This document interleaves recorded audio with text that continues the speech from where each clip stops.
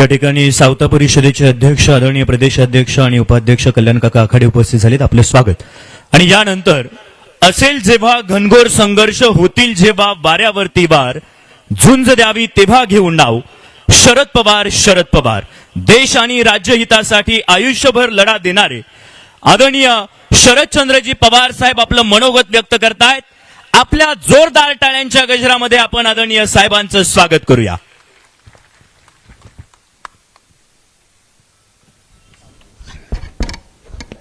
आजच्या या कार्यक्रमाचे अध्यक्ष शरदरावजी भुजबळ, सुभाष यांचे देशाच्या लोकसभेमध्ये समर्थपणानं प्रतिनिधित्व करतात ते खासदार डॉक्टर अमोलदादा कोल्हे, सचिन भाऊ आहेत. आपल्या सगळ्यांचे लोकशाही आमदार बाबाजी शेतकाळे, मार्केट कमिटीचे प्रमुख विजयसिंह शिंदे, उपसभापती क्रांतीताई सोमवंशी, समता परिषदेचे कार्याध्यक्ष बापूसाहेब भुजबळ, आजच्या कार्यक्रमाच्या निमित्तानं यांनी आम्ही सगळ्यांनी या ठिकाणी यावं यासाठी काळजी घेतली. ते आमचे सहकारी रामभाऊ कांगे, सूर्यकांत फरांदे, दिलीपराव दवदे, बाळासाहेब शिवरकर, आपल्या मार्केट कमिटीचे चेअरमन विजयसिंह शिंदे, अन्य सगळे सहकारी, कृषी बाजार समितीचे माजी अध्यक्ष विनायक शेठ गोहरकर, व्यासपीठावरचे सगळे मान्यवर आणि उपस्थित बंधू भगिनींनो, आजचा हा कार्यक्रम एक प्रकारचा ऐतिहासिक कार्यक्रम आहे. ज्या व्यक्तिमत्वानं आपलं जीवन समाजाच्यासाठी दिलं, समाजामध्ये जागृती केली, चुकीच्या प्रवृत्तीच्या विरुद्ध संघर्ष करण्याची भूमिका घेतली आणि उभं आयुष्य हे समाजाच्या उपेक्षित घटकांच्यासाठी दिलं. अशा थोर महत्त्वाचं पतिपत्नीचं एक अतिशय देखणं स्मारक आज या ठिकाणी होतं आहे, याचा आनंद तुम्हाला मला सगळ्यांना आहे.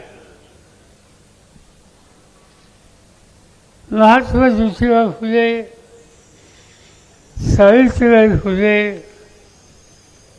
यांच्याबद्दल अनेक गोष्टी सांगता येतील आणि असतात हवं. भुजबळ साहेबांच्या भाषणामध्ये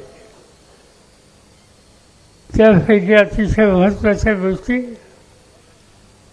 आताच या ठिकाणी ऐकल्या. एक आग्रह ज्येष्ठ असं व्यक्ती असतं. आधुनिकता, विज्ञान या सगळ्यांचा पुरस्कार हा महात्मा फुल्यांनी उभा इच्छा केला आणि शैक्षणिकदृष्ट्या समाज समृद्ध व्हायचा असेल तर शिक्षणाचे दरवाजे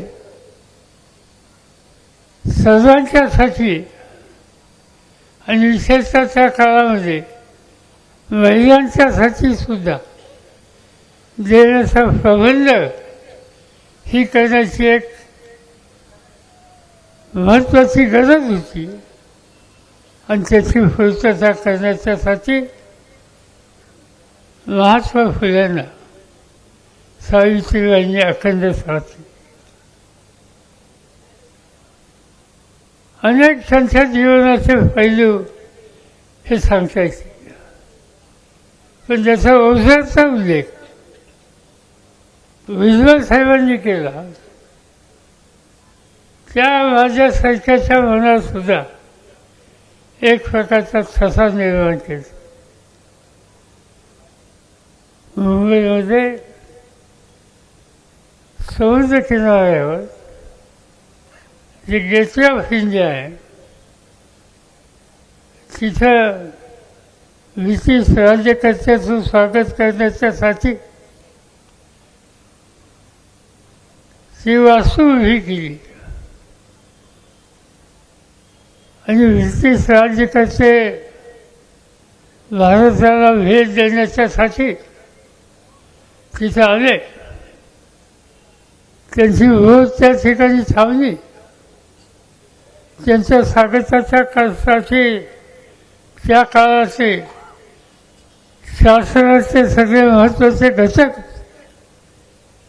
आणि त्याच वेळेला एका कोपऱ्यामध्ये मुंजासू आणलेला, जोतर बंदी घातलेला, हातामध्ये कागद घेऊन उभं राहिलेलं व्यक्तिमत्व. राज्यकर्ते जसे उतरले ओळखीतून आणि निघाले त्यावेळेस साहजिकच पोलिसांनी त्यांच्यासाठी रस्ता मोकळा केला आणि त्या कागद हातात घेऊन उभ्या राहणाऱ्या व्यक्तीला बाजूला करायचा प्रयत्न केला. राज्यकर्त्यांच्या लक्षात आलं. त्यांनी सांगितलं थांबला, हे काहीतरी वेगळं व्यक्तिमत्व दिसत आहे. त्यांच्या हातात काही कागद आहे, कदाचित निवेदन असते आणि त्याचा स्वीकार करावा. त्याचा स्वीकार राज्यकर्त्यांनी केला. काय होतं त्या कागदात? पुणे विभागामध्ये दुष्काळाचं साम्राज्य होतं. जगण्याची चिंता लोकांना होती आणि अशा काळामध्ये इंग्रज सरकारने लोकांना काम देण्याच्यासाठी खरी फळाचं काम दिलं.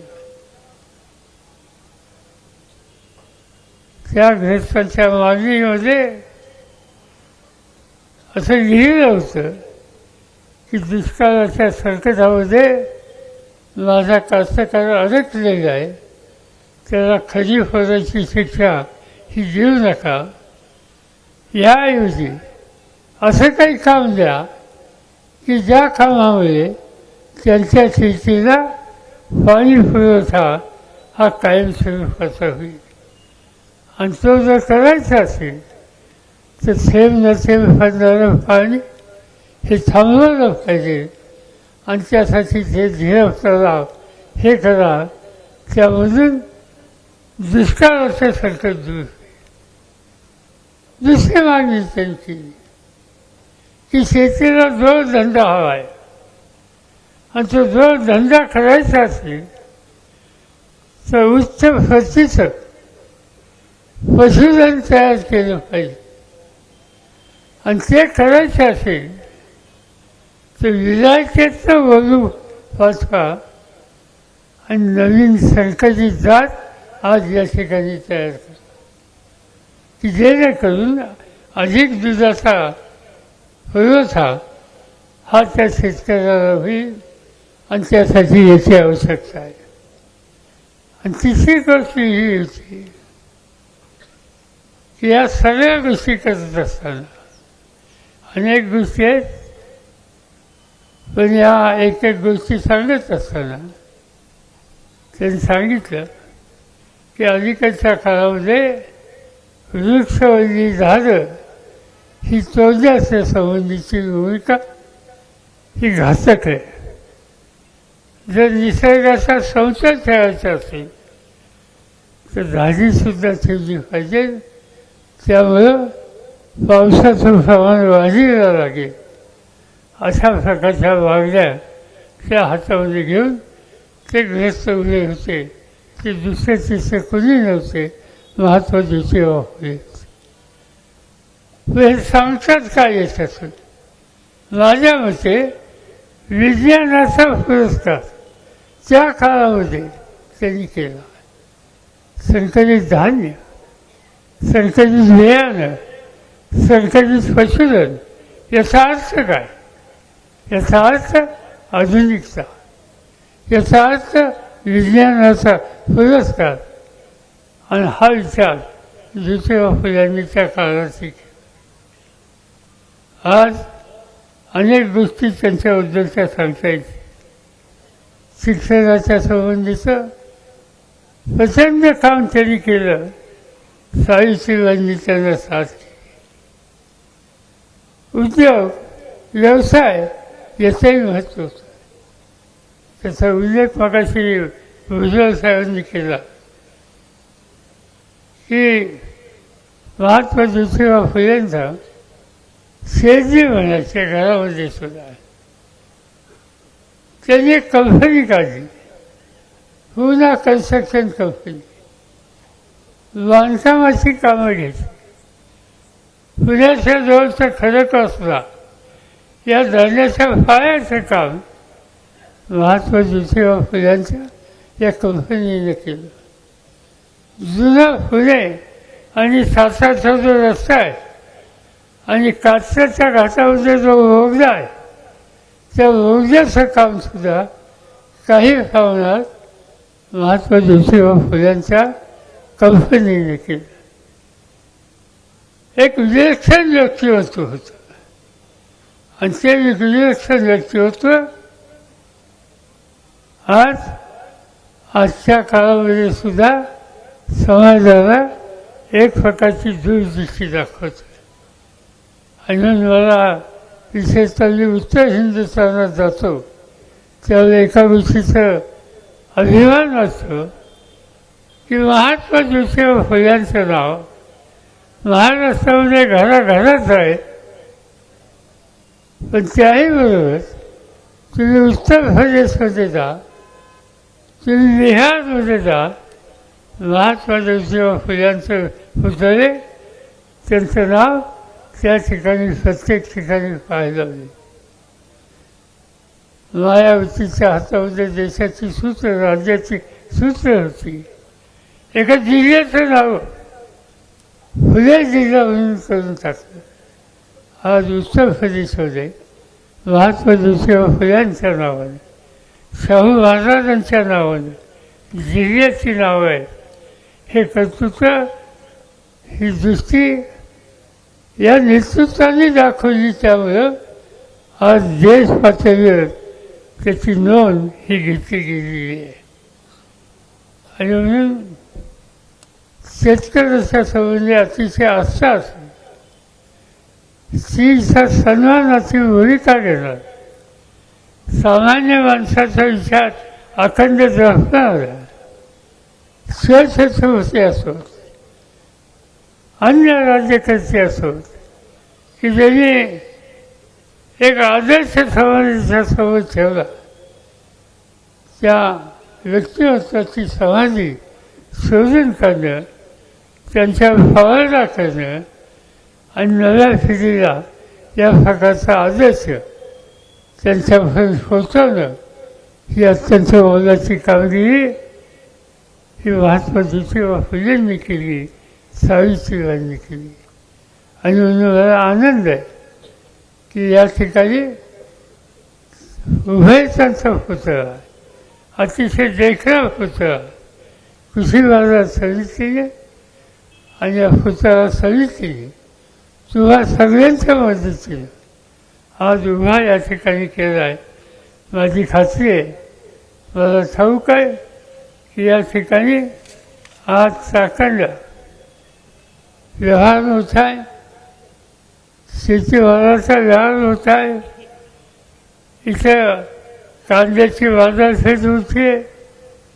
शेजारी केंद्र सरकारच्या कृषी खात्याचं कांदा लसूण यावर संशोधन करणारी संस्था आहे. या अनेक गोष्टी या ठिकाणी चांगल्या आहेत.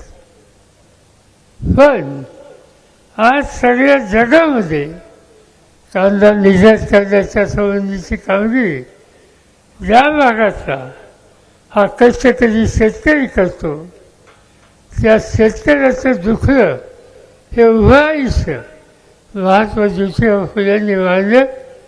आजच्या परिस्थितीमध्ये कांदा निर्यात किंवा त्याचा प्रश्न असो त्यावर केंद्र सरकारने जीची बसवली आणि त्याची ढळ आज काळ्या आईची इमान राखणाऱ्या कष्टकरी शेतकऱ्याला रोजावी लागते.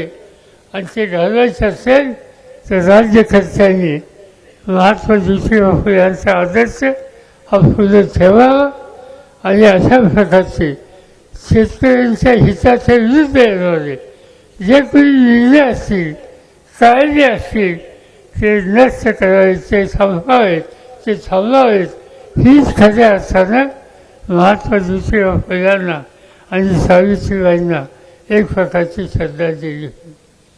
मी काय अधिक बोलून वेळ घेऊ इच्छित नाही.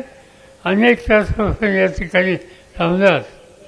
मला आनंद आहे की ॲडव्होकेट विजय शिंदे त्यांचे सगळे सहकारी आणि या पुतळ्याच्यासाठी हातभार लागणारे या भागातले कष्टकरी शेतकरी या सगळ्यांच्या सामूहिक प्रयत्नानं हे अतिशय सुंदर शिल्प आज या ठिकाणी उभं राहिलं.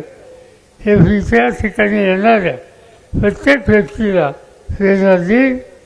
हे करत असताना जो शेतकरी कुटुंबाचा घटक या ठिकाणी मालाची विक्री करण्यासाठी नित्यानं येत असतो, दिवस त्याचा जातो आणि म्हणून रास्त किमतीमध्ये त्याला भोजन द्यायची व्यवस्था या ठिकाणी या कमिटीने केली. त्याहीबद्दल कमिटीला मी धन्यवाद देतो. किंवा सगळ्यांच्या साक्षीनं महात्मा ज्योतिराव फुले आणि सावित्रीबाई फुले या दोघांची देखील शिल्प या ठिकाणी अनावली झाली हे जाहीर करतो. माझे 2 शब्द संपवतो.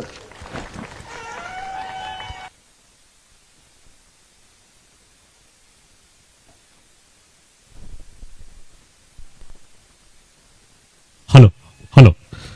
आदरणीय साहेबांना शतशः धन्यवाद. आजच्या या कार्यक्रमासाठी आपण सर्व मंडळी सर्व मान्यवर उपस्थित झालात आणि म्हणून त्यांचं गोड आभार प्रदर्शन करण्यासाठी महाराष्ट्र प्रदूषण नियंत्रण मंडळाचे सन्मानित सदस्य स्वर्गीय आमदार सुरेशभाऊ गोरे यांचे बंधू माननीय नितीन शेठ गोरे यांना विनंती करतो आपण सर्वांचा आभार व्यक्त करावं. आज आपल्या खेड तालुक्यामध्ये खेड तालुका कृषी उत्पन्न